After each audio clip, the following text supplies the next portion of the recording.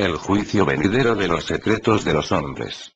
Por Charles Haddon Spurgeon, en el día en que Dios juzgará por Jesucristo los secretos de los hombres, conforme a mi evangelio.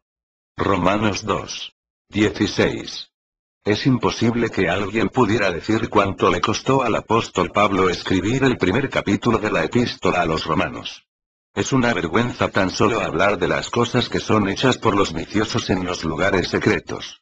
Pero Pablo sentía que era necesario que se despojara de su vergüenza, y que hablara claro en lo concerniente a los horrendos vicios de los paganos.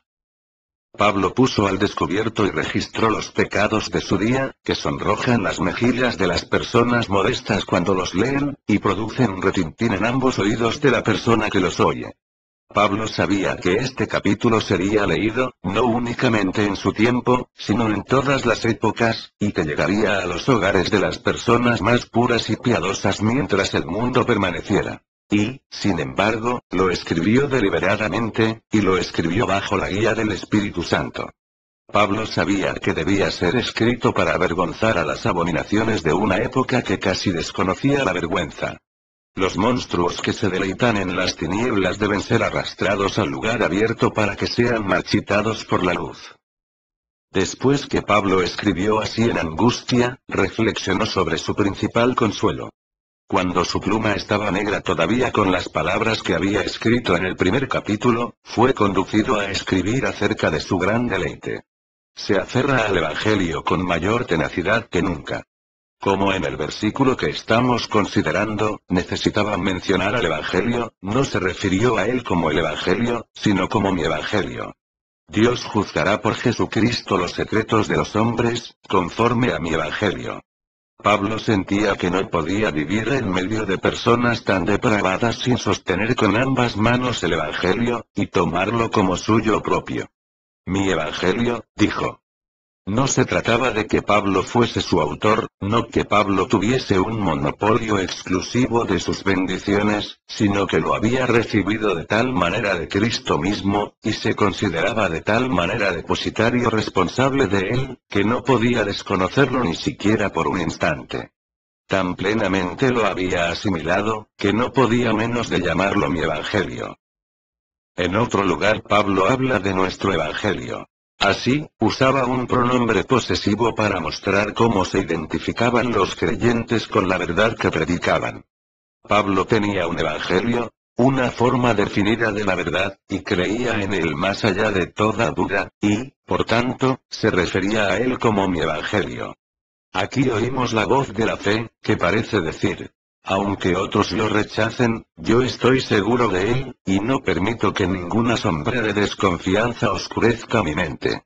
Para mí, son nuevas de gran gozo. Lo saludo como mi evangelio. Si soy llamado necio por sostenerlo, estoy contento de ser necio y de encontrar toda mi sabiduría en mi Señor. Si todas las formas que los hombres inventen asaltaran mi fe con arte traicionero, yo las llamaría vanidad y mentiras, y ataría el Evangelio en mi corazón. ¿Acaso esta expresión, mi Evangelio, no es la voz del amor? ¿Acaso, por esta palabra, no abraza Pablo el Evangelio como el único amor de su alma, por amor del cual lo había perdido todo, y lo tenía por basura, por amor del cual estaba dispuesto a presentarse ante Nerón, y proclamar, incluso en el palacio del César, el mensaje del cielo? Aunque cada palabra le costara la vida, estaba dispuesto a morir 1000 muertes por la santa causa. Mi evangelio, dice él, con un rapto de deleite, estrechando contra su pecho el sagrado depósito de la verdad. Mi evangelio. ¿Acaso no muestra esto su valor? Era como si dijera: no me avergüenzo del evangelio de Cristo, porque es poder de Dios para salvación a todo aquel que cree. Pablo dice: mi evangelio, igual que un soldado habla de mis colores, o de mi rey. Resuelve portar este estandarte hasta la victoria, y servir a esta verdad real incluso hasta la muerte. Mi evangelio. Hay un toque de discriminación contenido en esa expresión. Pablo percibe que hay otros evangelios, y los despacha sumariamente, pues afirma: Mas si aún nosotros, o un ángel del cielo, os anunciare otro evangelio diferente del que os hemos anunciado, sea anatema. El apóstol era de un espíritu apacible. Pablo oraba de todo corazón por los judíos que lo perseguían, y entregaba su vida por la conversión de los gentiles que lo maltrataban. Pero no tenía tolerancia para con los falsos propagadores de evangelios. Pablo exhibía una gran amplitud de mente, y para salvar almas, a todos se hizo de todo. Pero cuando contemplaba alguna alteración o adulteración del Evangelio de Cristo, tronaba y rampagueaba sin medida. Cuando temía que otra cosa pudiera surgir entre los filósofos, o entre los judaizantes, que pudiese ocultar un solo rayo del glorioso sol de justicia, no usaba un lenguaje mesurado, sino que clamaba contra el autor de esa influencia entenebrecedora diciendo: sea anatema. Cualquier corazón que anhele ver bendecidos a los hombres susurra un amén a esta maldición apostólica. Ninguna maldición mayor puede recaer sobre la humanidad que el oscurecimiento del Evangelio de Jesucristo. Pablo dice de sí mismo y de sus verdaderos hermanos: no somos como muchos, que medran falsificando la palabra de Dios. Y clama hacia quienes se apartaron del exclusivo y único Evangelio. Oh Gálatas insensatos. ¿Quién os fascinó? De todas las nuevas doctrinas Pablo habla como de un Evangelio diferente. No que haya otro, sino que hay algunos que os perturban. En lo que a mí respecta, mirando al asunto de nuevo, en medio de toda la inmundicia que veo en el mundo en este día, yo me aferro a la pura y bendita palabra de Dios y la llamo con mayor sinceridad todavía: mi Evangelio. Mío en la vida, y mío en la muerte, mío contra todos los nuevos que se acercan, mío para siempre, con la ayuda de Dios. Afirmo con énfasis que es mi Evangelio. Ahora, hemos de notar qué es lo que trajo a colación esta expresión: mi Evangelio. ¿Qué era lo que estaba predicando Pablo? Ciertamente no estaba predicando sobre temas delicados y tiernos, sobre los que hoy se nos indica que hemos de ocupar todo nuestro tiempo. Pablo está hablando sobre los terrores de la ley, y es en relación a ese tema que habla de mi Evangelio. Vayamos de inmediato a nuestro texto. No requerirá que lo dividamos, pues él solo se divide. Primero, vamos a considerar que en un cierto día, Dios juzgará a la humanidad. En segundo lugar, en aquel día, Dios juzgará los secretos de los hombres. En tercer lugar, cuando Él juzgue los secretos de los hombres, lo hará por medio de Jesucristo. Y, en cuarto lugar, esto es de conformidad al Evangelio. Y comenzamos con una verdad solemne: que en un cierto día, Dios va a juzgar a los hombres. Un juicio está teniendo lugar diariamente. Dios mantiene continuamente un juicio en plena sesión, y está considerando las obras de los hijos de los hombres. Cada acción malvada que realizan queda documentada en el registro de la condenación, y cada buena acción es recordada y atesorada por Dios. Ese juicio es reflejado en alguna medida en la conciencia de los hombres. Aquellos que conocen el Evangelio, y quienes no lo conocen, de igual manera, tienen una cierta medida de luz, por medio de la cual saben lo que es bueno y lo que es malo. Sus conciencias los están acusando o excusando todo el tiempo. Esta sesión de la corte celestial prosigue día a día, al igual que las sesiones de nuestros magistrados locales.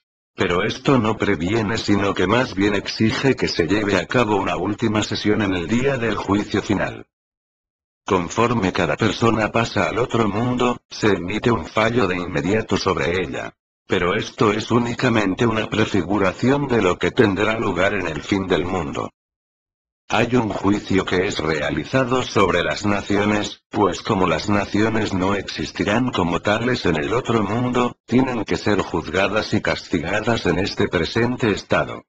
El lector reflexivo de la historia no puede evitar observar cuán severamente esta justicia ha tratado con un imperio tras otro, cuando se han corrompido. Dominios colosales se han marchitado hasta el suelo, cuando fueron sentenciados por el Rey de Reyes. Vayan y pregunten ahora: ¿dónde está el imperio de Asiria? ¿Dónde están las poderosas ciudades de Babilonia? ¿Dónde están las glorias de los medos y los persas? ¿Qué pasó con el poder de los macedonios? ¿Dónde están los césares y sus palacios? Estos imperios eran fuerzas establecidas por la crueldad, y usadas para la opresión. Promovían el lujo y el libertinaje, y cuando se volvían intolerables, la tierra era purificada de su contaminante existencia.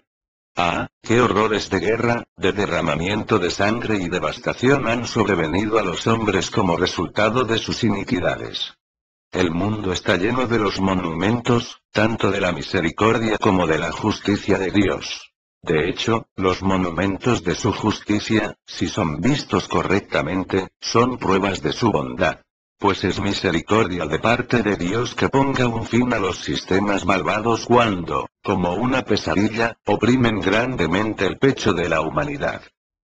El juez omnipotente no ha cesado de mantener su gobierno soberano sobre los reinos, y nuestro propio país podría tener que sentir otra vez sus castigos. A menudo nos hemos reído entre nosotros de la ridícula idea del neozelandés que está sentado sobre un arco quebrado del puente de Londres, en medio de las ruinas de esta metrópoli. Pero es tan ridículo como parece. Es más que posible que esto suceda si nuestras iniquidades continuasen abundando. ¿Qué tiene Londres que la haga más imperecedera que Roma? ¿Por qué habrían de ser eternos los palacios de nuestros monarcas, si los palacios de Koyunjik, Nínive, han caído? El casi ilimitado poder de los faraones ha pasado, y Egipto se ha convertido en una de las naciones más insignificantes. ¿Por qué no habría de caer Inglaterra bajo una condenación igual? ¿Qué somos nosotros? ¿Qué hay en nuestra jactanciosa raza para que monopolicemos el favor de Dios? Si nos rebelamos, y pecamos contra Él no nos considerará sin culpa, sino que impartirá una justicia imparcial a una raza ingrata. Aún así, aunque tal juicio se realiza cada día, vendrá un día, un período de tiempo, en el que, de una manera más clara, formal, pública y final, Dios va a juzgar a los hijos de los hombres. Podríamos haber adivinado esto a la luz de la naturaleza y de la razón. Incluso los pueblos paganos han tenido una vaga noción de un día de juicio.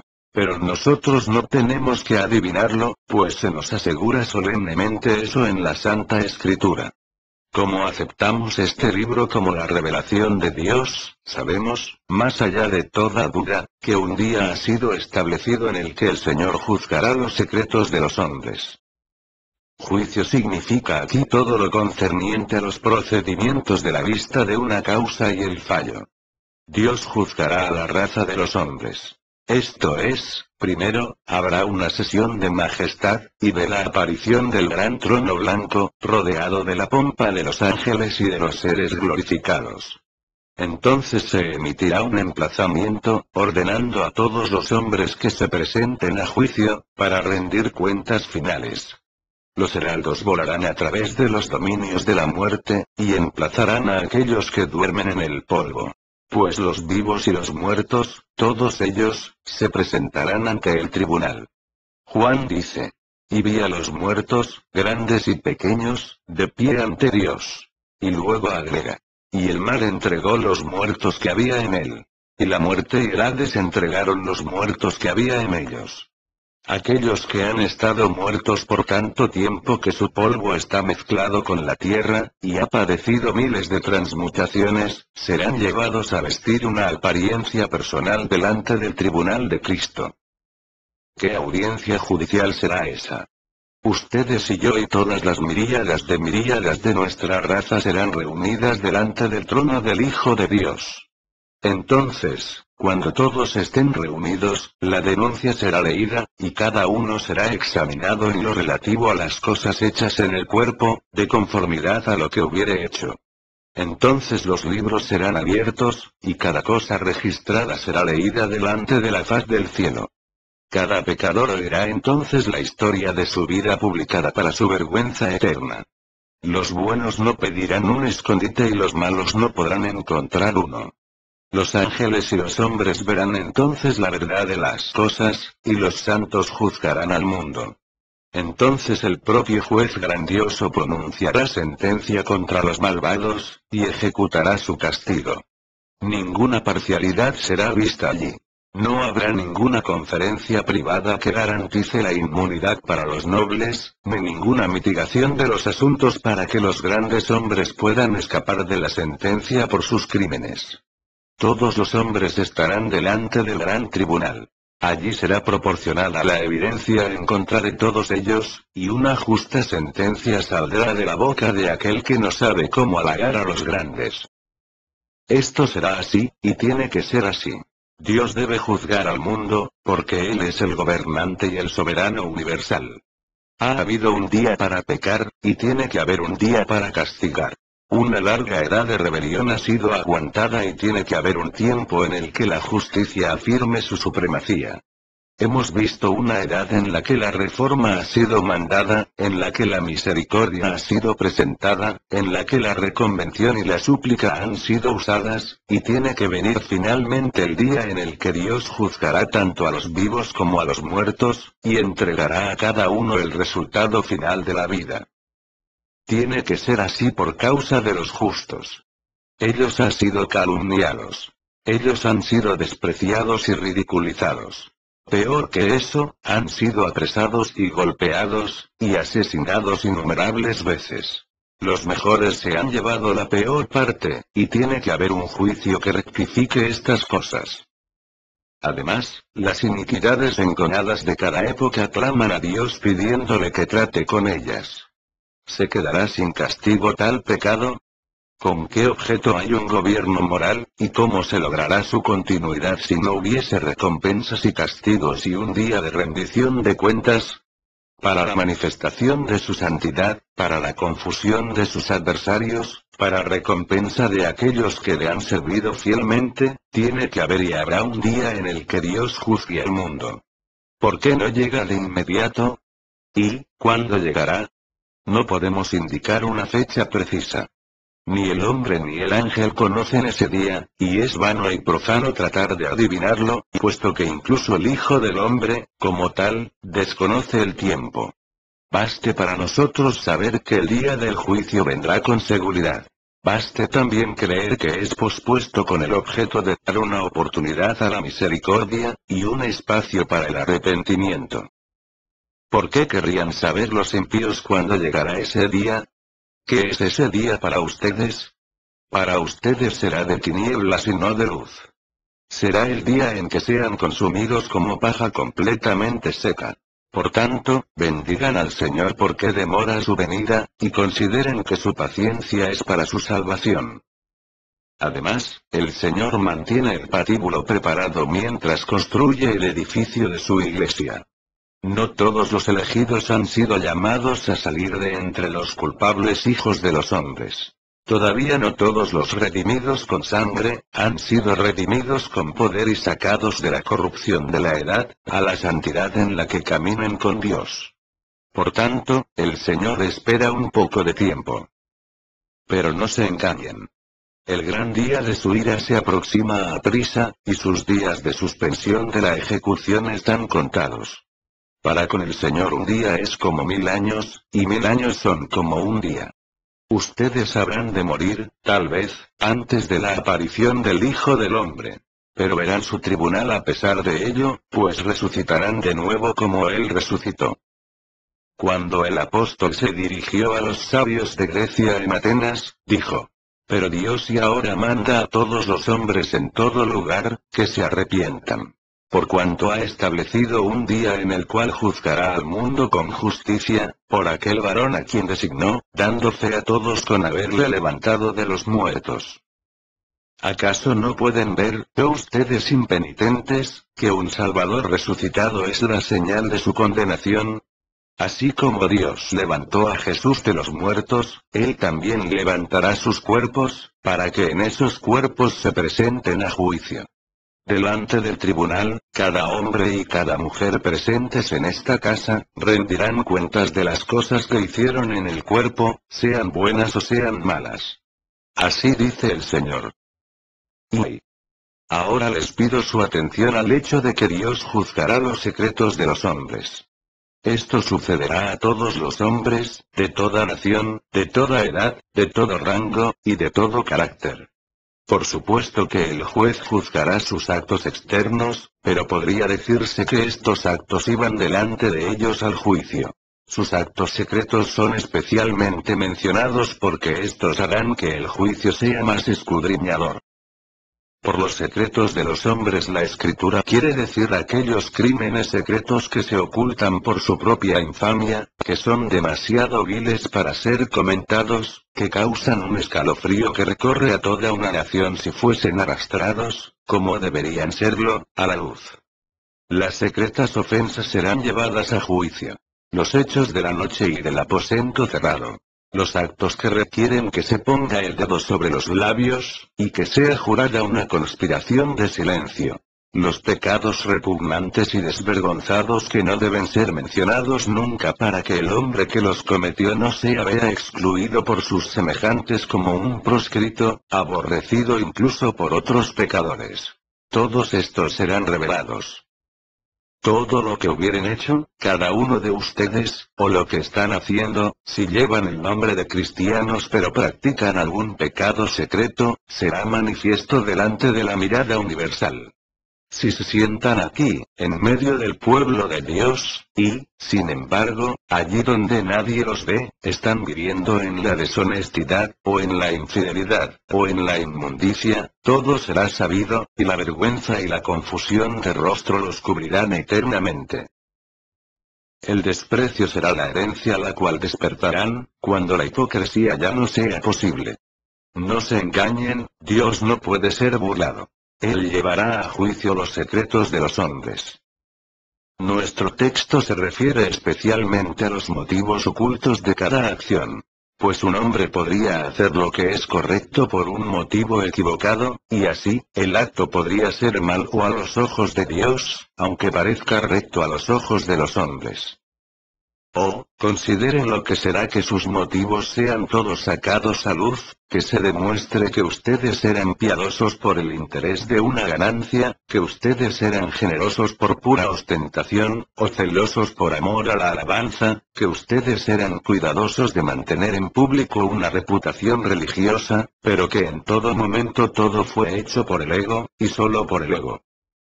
Qué fuerte será la luz que Dios arrojará sobre nuestras vidas, cuando las cámaras más oscuras del deseo y de la motivación humanos serán tan manifiestos como los actos públicos. Qué revelación será aquella que haga manifiestos todos los pensamientos, y las imaginaciones, y las lascivias y los deseos. Todas las eras, y las envidias, y las soberbias y las rebeliones del corazón. ¿Qué revelación constituirán todas estas cosas? Todos los deseos sensuales y las imaginaciones incluso de los más controlados, ¿con qué suciedad se mostrarán? ¿Qué día será aquel, cuando los secretos de los hombres sean expuestos a la plena luz del mediodía? Dios también revelará secretos que lo eran incluso para los propios pecadores, pues hay pecados en nosotros que no hemos visto nunca, y hay iniquidad en nosotros que no hemos descubierto todavía. Nos hemos ingeniado, para nuestro propio consuelo, para cerrar nuestros ojos de alguna manera, y nos cuidamos de apartar nuestra mirada de las cosas que son inconvenientes de ser vistas. Pero seremos forzados a ver todos estos males en aquel día, cuando el Señor juzgue los secretos de los hombres. No me sorprende que cuando cierto rabí leyó en el libro de Eclesiastés que Dios llevará toda obra a juicio, con cada cosa secreta, sea buena o sea mala, lloró. Eso basta para hacer que el mejor hombre tiemble. Si no fuera por ti, oh Jesús, cuya preciosa sangre nos ha limpiado de todo pecado, ¿dónde estaríamos? Si no fuese por tu justicia, que cubrirá a aquellos que creen en ti, ¿quién entre nosotros podría soportar el pensamiento de aquel tremendo día? En ti, oh Jesús, somos hechos justos, y, por tanto, no tememos la hora del juicio. Pero si no fuera por ti, nuestros corazones desfallecerían de miedo. Ahora, si ustedes me preguntaran por qué Dios debe juzgar especialmente los secretos de los hombres, ya que esto no se hace en las cortes de los hombres, y no puede ser hecho, pues las cosas secretas de esta índole no caen bajo la jurisdicción de nuestros miopes tribunales, respondo que se debe a que no hay nada realmente secreto para Dios. Nosotros establecemos una diferencia entre pecados secretos y públicos, pero Dios no. Pues todas las cosas están desnudas y abiertas a los ojos de aquel con quien tenemos que tratar. Todos los actos son hechos en la inmediata presencia de Dios, que está personalmente presente en todas partes. Él sabe y ve todas las cosas como alguien que está en el lugar, y cada pecado secreto es solamente concebido como secreto por la engañada fantasía de nuestra ignorancia.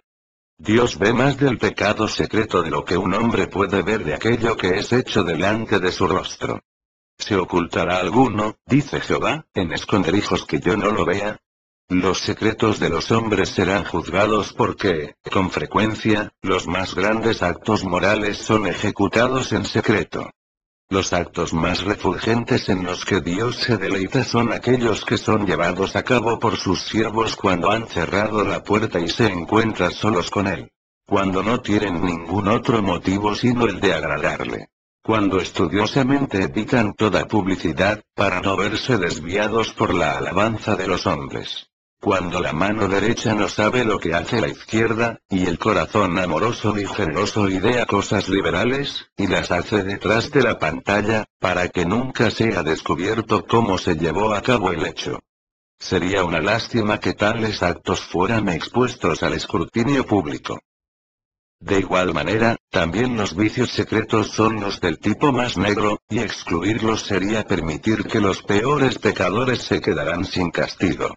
¿Podría suceder que estos seres contaminados escapasen porque han comparado el silencio con su riqueza?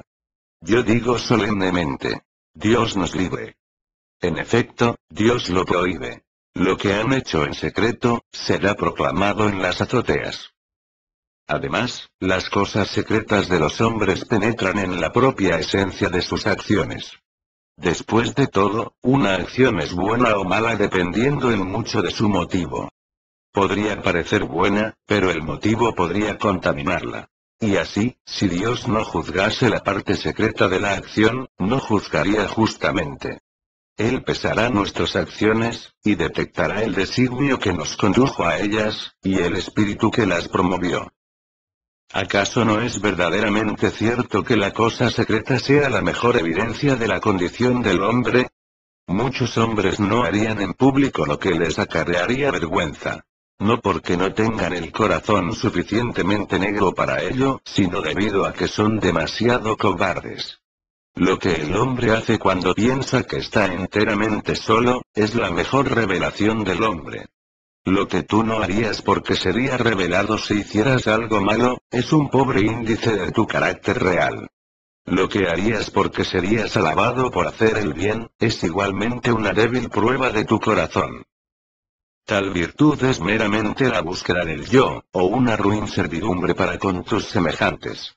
Pero lo que haces por respeto, no a alguna autoridad, sino a tu propia conciencia y a tu Dios, lo que haces cuando no eres observado, sin consideración de lo que el hombre dirá en relación a eso.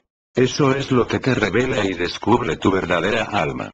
Por esta razón Dios pone aquí un especial énfasis y otorga importancia al hecho de que en aquel día juzgará los secretos de los hombres por Jesucristo. Oh, amigos, si pensar en estas cosas no los lleva a temblar, debería hacerlo. Siento la honda responsabilidad de predicar sobre tales asuntos, y le pido a Dios que, por su infinita misericordia, aplique estas verdades a nuestros corazones, para que sean poderosas en nuestras vidas. Estas verdades deberían sobrecogernos, pero me temo que las oímos con escaso resultado. Nos hemos familiarizado con ellas, y no penetran en nosotros como debieran. Hermanos, tenemos que tratar con un Dios omnisciente. Con un ser que una vez que sabe algo nunca lo olvida. Con un ser ante quien todas las cosas están siempre presentes. Con un ser que no ocultará nada por miedo, o por favorecer a alguna persona. con un ser que en breve mostrará el esplendor de su omnisciencia y la imparcialidad de su justicia sobre todas las vidas humanas. Que Dios nos ayude, doquiera que andemos y doquiera que reposemos, a recordar que cada pensamiento, cada palabra, y cada acto de cada momento, yace bajo esa fiera luz que alumbra todas las cosas desde el trono de Dios. Y otra solemne revelación de nuestro texto yace en este hecho. Dios juzgará por Jesucristo los secretos de los hombres. Quien se sentará en el trono como viceregente de Dios, y como un juez, actuando por Dios, será Jesucristo. ¿Qué nombre para un juez? El Salvador ungido, Jesucristo. Él será el juez de toda la humanidad. Nuestro Redentor será el árbitro de nuestro destino.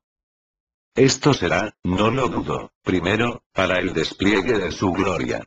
¿Qué diferencia habrá entonces entre el bebé del pesebre de Belén, perseguido por Herodes, llevado de noche a Egipto en busca de refugio, y el Rey de Reyes y Señor de Señores, delante de quien se doblará toda rodilla?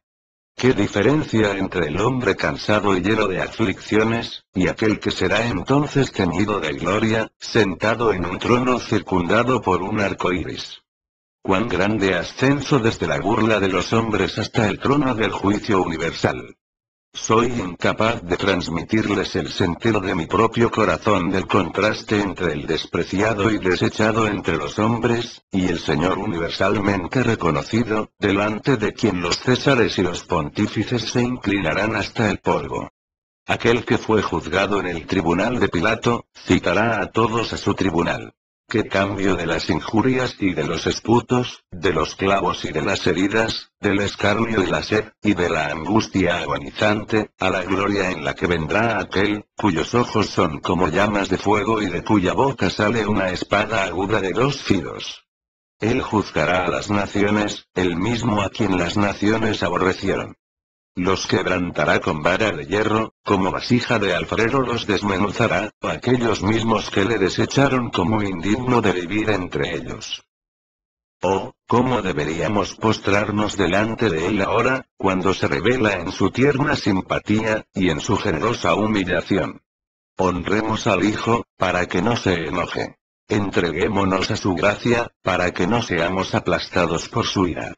Ustedes, pecadores, póstrense delante de esos pies traspasados, que de otra manera los hollarán como racimos en el lagar. Mírenlo a él con llanto, y confiesen su negligencia en cuanto a él, y pongan su confianza en él, no sea que él los mire con indignación. Oh, recuerden que él dirá un día. Y también a aquellos mis enemigos que no querían que yo reinase sobre ellos, traedlos acá, y decapitadlos delante de mí. Que el Señor Jesús sea responsable del juicio, acrecentará grandemente su gloria. Finalmente resolverá una controversia que todavía es sostenida por ciertos espíritus errados. No habrá ninguna duda acerca de la deidad de nuestro Señor en aquel día. No habrá ningún debate en cuanto a que este mismo Jesús, que fue crucificado, es tanto Señor como Dios. Dios mismo juzgará, pero llevará a cabo el juicio en la persona de su Hijo Jesucristo, verdaderamente hombre, y, sin embargo, verdaderamente Dios. Siendo Dios, Él está divinamente calificado para juzgar al mundo en justicia, y al pueblo con su verdad. Si ustedes preguntaran de nuevo, ¿por qué es elegido el Hijo de Dios para ser el juez final? Yo podría dar como respuesta adicional que él recibe este excelso oficio, no solo como una recompensa por todos sus dolores, y como una manifestación de su gloria, sino también porque los hombres han estado sujetos a su influencia mediadora, y él es su gobernador y rey. En el momento presente todos nosotros estamos bajo el influjo del príncipe Emmanuel, Dios con nosotros. Hemos sido colocados por un acto de la clemencia divina, no bajo el inmediato gobierno de un Dios ofendido, sino bajo el dominio reconciliador del Príncipe de Paz. Toda potestad le es dada en el cielo y en la tierra. El Padre nadie juzga, sino que todo el juicio dio al Hijo, para que todos honren al Hijo como honran al Padre. Se nos ordena predicar al pueblo y que testificásemos que Él es el que Dios ha puesto por juez de vivos y muertos. Hechos 10:42, Jesús es nuestro Señor y Rey, y es conveniente que Él concluya su soberanía mediadora, recompensando a sus súbditos de acuerdo a sus obras. Pero yo tengo algo que decirles que debería tocar sus corazones, aun si otros pensamientos no lo hubieran hecho. Yo pienso que Dios escogió a Cristo, el hombre Cristo Jesús, para juzgar al mundo para que no pueda oponerse el menor reparo en cuanto a ese juicio. Los hombres no podrán decir: fuimos juzgados por un ser superior que no conocía nuestras debilidades y tentaciones, y, por tanto, nos juzgó severamente, y sin ninguna consideración a nuestra condición. No, Dios juzgará los secretos de los hombres por medio de Jesucristo, que fue tentado en todo según nuestra semejanza, pero sin pecado. Él es nuestro hermano, hueso de nuestro hueso y carne de nuestra carne, partícipe de nuestra humanidad, y, por tanto, entiende y conoce lo que hay en los hombres. Él se ha mostrado muy hábil en toda la cirugía de la misericordia a lo largo de las edades, y al fin será visto igualmente hábil en la disección de los motivos y en la revelación de los pensamientos e intentos del corazón. Nadie será capaz de recordar ese augusto tribunal y decir que quien presidió era demasiado severo, porque desconocía todo acerca de la debilidad humana. Será el amoroso Cristo, cuyas lágrimas, y sudor sangriento y las abiertas heridas, atestiguan su hermandad con la humanidad. Y será claro para todas las inteligencias que, a pesar de lo terrible de sus sentencias, no pudo ser inmisericordioso. Dios nos juzgará por Jesucristo, para que el juicio sea indisputable. Pero escuchen con mucha atención, pues les hablo con un gran peso sobre mi alma. Este juicio presidido por Cristo Jesús, coloca más allá de toda posibilidad, toda esperanza de cualquier mediación posterior. Si el Salvador condena, y es un Salvador así, ¿quién podría interceder por nosotros? El dueño de la viña estaba a punto de cortar la higuera estéril, cuando el viñador le suplicó: déjala todavía este año. Pero ¿qué sucederá con el árbol cuando el propio viñador le diga a su señor: debe caer? Yo mismo he de cortarlo. Si tu Salvador ha de convertirse en tu juez, en verdad serás juzgado. Si él dijera: apartaos y malditos, ¿quién podría llamarlos para que regresen? Si el que se desangró para salvar a los hombres llega finalmente a esta conclusión, que no hay nada más que hacer, sino que deben ser apartados de su presencia, entonces adiós a la esperanza. Para los culpables, el juicio en verdad será un grandioso día de espanto, decisión y desesperación. Un horror infinito se apoderará de sus espíritus cuando las palabras del Cristo amante congelen su propia médula, y las coloque en el hielo de la eterna desesperación. Hay, para mi mente, un clímax de solemnidad en el hecho de que Dios juzgará los secretos de hombres por Jesucristo. ¿Acaso no muestra esto también cuán cierta será la sentencia? Pues este Cristo de Dios está muy seriamente resuelto como para jugar con los hombres. Si Él dice: venid, benditos, Él no dejará de introducirlos en su herencia. Si es conducido a decir: apartaos de mí, malditos, verá que se haga, y ellos han de ir al castigo eterno. Aun cuando le costó su vida, Él no retrocedió de cumplir la voluntad de su Padre, ni dejará de pronunciar en aquel día la sentencia de condenación. Oh, cuán malo ha de ser el pecado puesto que constriñe al tierno Salvador a pronunciar la sentencia de la condenación eterna. Yo estoy seguro de que muchos de nosotros hemos sido conducidos últimamente a un odio mayor del pecado. Nuestras almas han retrocedido dentro de nosotros por causa de la maldad en medio de la cual habitamos. Nos ha hecho sentir como si ansiáramos pedir prestados los rayos del Todopoderoso para destruir la iniquidad. Tal prisa de parte nuestra podría no ser adecuada, puesto que implica una queja contra la paciencia divina. Los tratos de Cristo con el mal son calmados y desapasionados, y, por tanto, más aplastantes. Jesús, con su mano traspasada, que lleva el testimonio de su amor supremo por los hombres, despedirá al impenitente.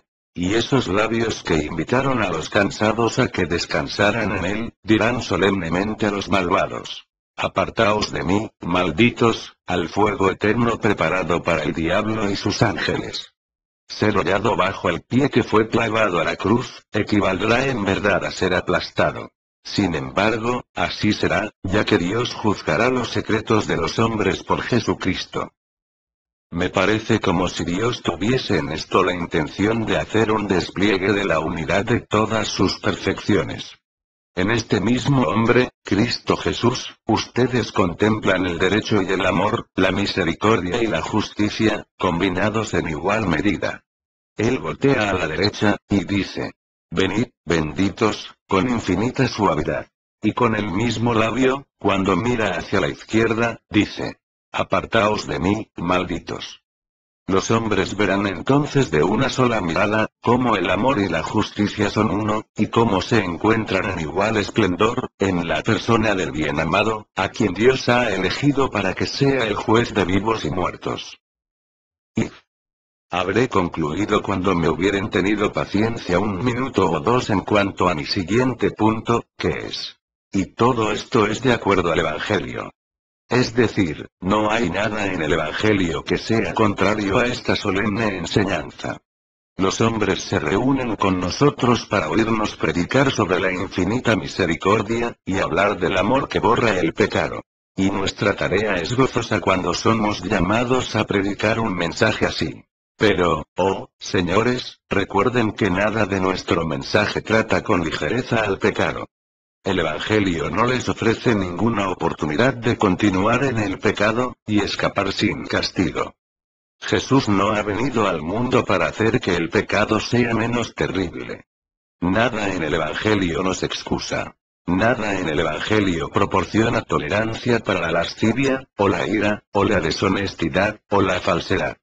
El Evangelio es tan ciertamente una espada aguda de dos filos contra el pecado, como pudiera serlo jamás la ley. Hay gracia para el hombre que abandona su pecado, pero hay tribulación e ira sobre cada hombre que hace el mal. Si no se arrepienten, él afilará su espada. Armado tiene ya su arco, y lo ha preparado. El Evangelio es todo ternura para el que se arrepiente, pero todo terror para el obstinado ofensor. Tiene perdón para el propio primero de los pecadores, y misericordia para el más vil de los viles, si abandona sus pecados. Pero según nuestro Evangelio, aquel que prosigue en su iniquidad, será arrojado en el infierno, y el que cree, no será condenado. Con profundo amor por las almas de los hombres, doy testimonio de la verdad que el que no se vuelve a Cristo con arrepentimiento y fe, irá al castigo que es tan eterno como la vida del justo. Esto es de acuerdo a nuestro Evangelio. En verdad, no hubiéramos necesitado de tal Evangelio si no hubiera tal juicio. El trasfondo de la cruz es el tribunal de Cristo.